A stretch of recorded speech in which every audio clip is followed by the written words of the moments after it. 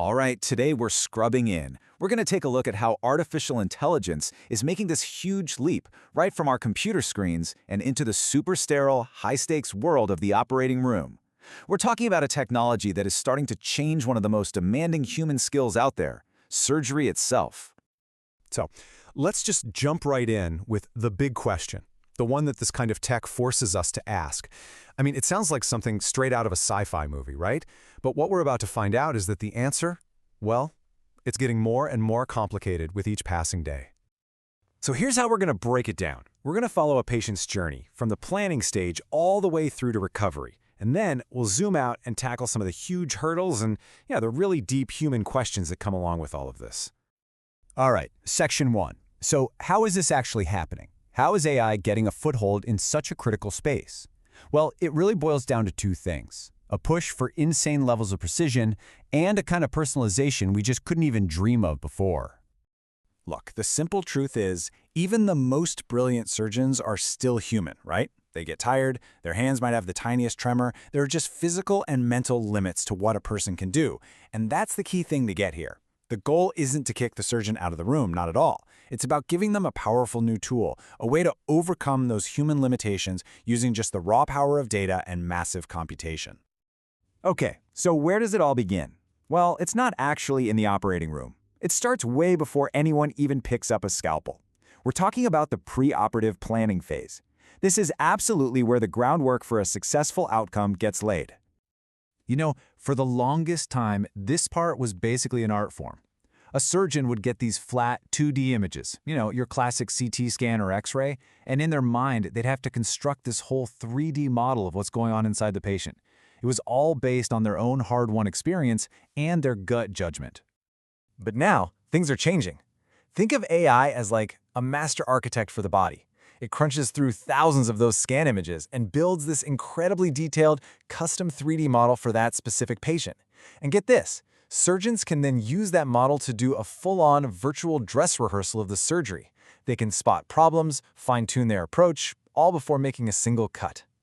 And if you want to know just how precise we're talking, check this out. For something as insanely complex as spinal surgery, this kind of 3D modeling can get the measurement error down to half a degree.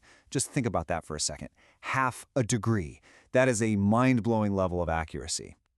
All right, so we've got the blueprint. Now let's step inside the OR and see how it all comes to life. This is where the magic really happens, where that incredible human experience meets cold, hard robotic precision. So in the operating room, what you really have is this amazing partnership. On one side, you've got the surgeon, with all their years of training, their intuition, their ability to make a split-second call. You can't replace that. But on the other side, you have the machine, an AI-guided robot that is perfectly steady, never gets tired, and can adjust on the fly based on a constant stream of live data. And I want to be super clear here. This isn't science fiction. This stuff is real, and it's being used in operating rooms right now. You've got systems like Mako, which gives surgeons haptic feedback. It's like a gentle, guiding force on their hand to make sure a knee replacement is perfect.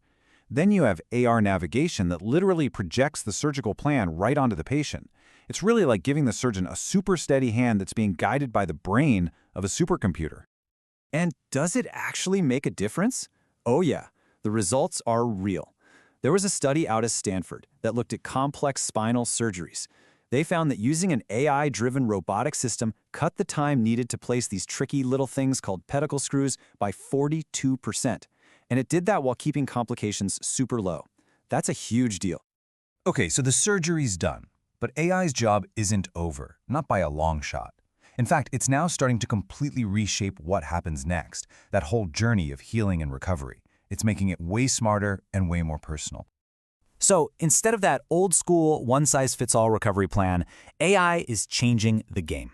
It can look at a patient's data and predict their risk for things like infections. It can build a custom rehab program just for them, one that actually changes and adapts as they get better.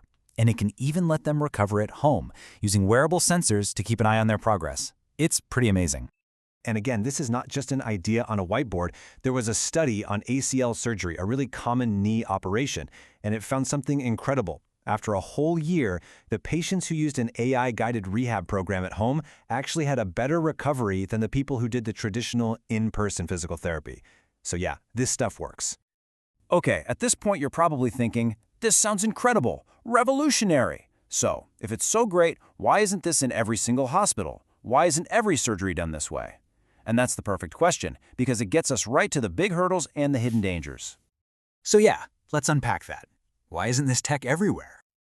Well, for starters, the price tag is astronomical. These systems are incredibly expensive to buy and maintain.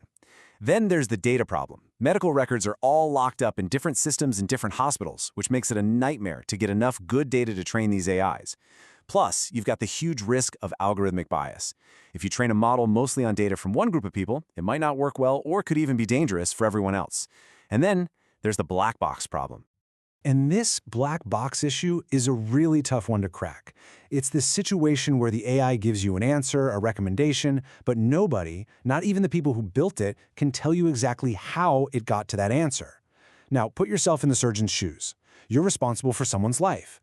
How can you trust a recommendation if you don't understand the reasoning behind it? It makes it almost impossible to take that leap of faith. So, that brings us past all the tech issues and into something deeper. Something much more personal, much more human. Because at the end of the day, this isn't just about cool robots and smart algorithms.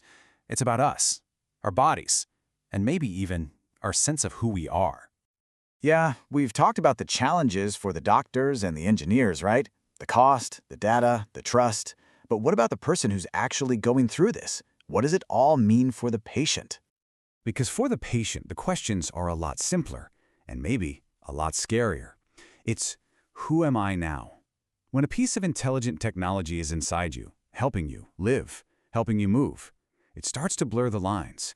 It can really make you question your own identity.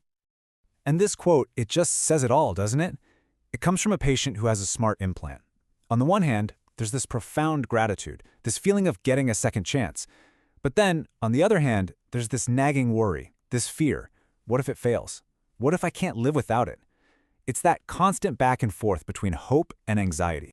And that really is what this all comes down to. As our bodies get smarter, as we start to merge our own biology with artificial intelligence, what has happened to the self? We're not just fixing bodies anymore. We're stepping into a whole new era, one that forces us to look at one of the oldest questions there is, but through a totally new lens. What does it actually mean to be human?